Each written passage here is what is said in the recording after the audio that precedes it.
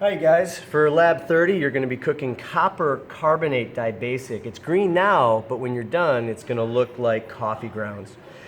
Step 1, fill your bottles up all the way to the top with water and then measure the total volume. Add that together, put that here in your graduated cylinder.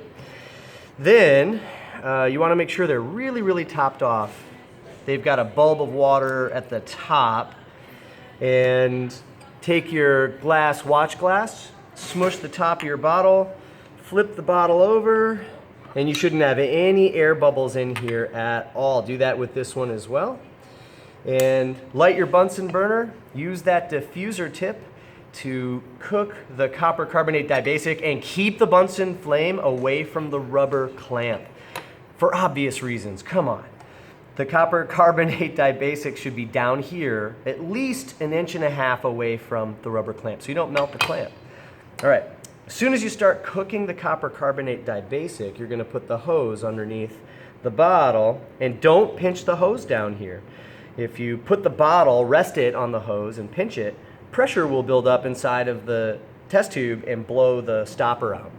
And so make sure that you aren't squishing the end of the hose under the bottle.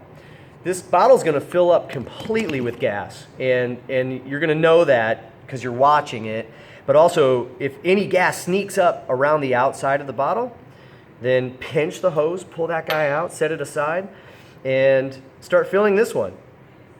We've calculated today you're gonna end up not quite filling the second bottle.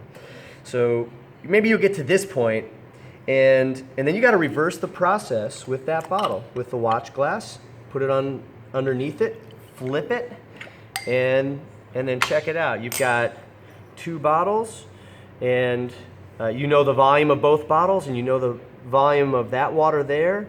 So subtract this volume, which you'll measure right here, blah, blah, blah.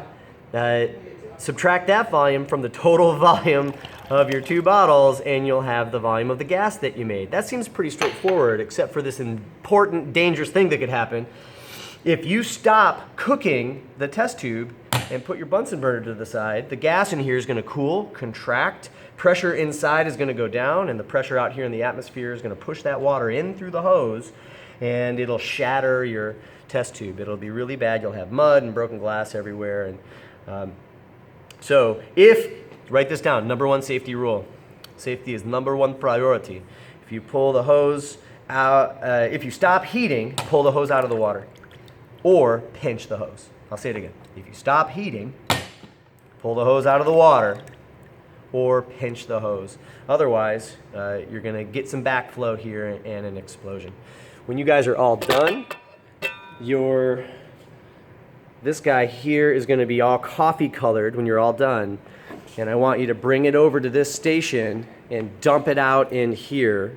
Then swish it around in here. Step 2, swish and rinse. Step 3, go back to your bench where you've got a bottle of Joy or a bucket of Joy. Scrub it really well here, rinse it in your sink, and then bring it over here and put it in the drying oven. Yay! And over here, you've got brand new test tubes for next period that are perfectly dry. Thanks, you guys, and good luck.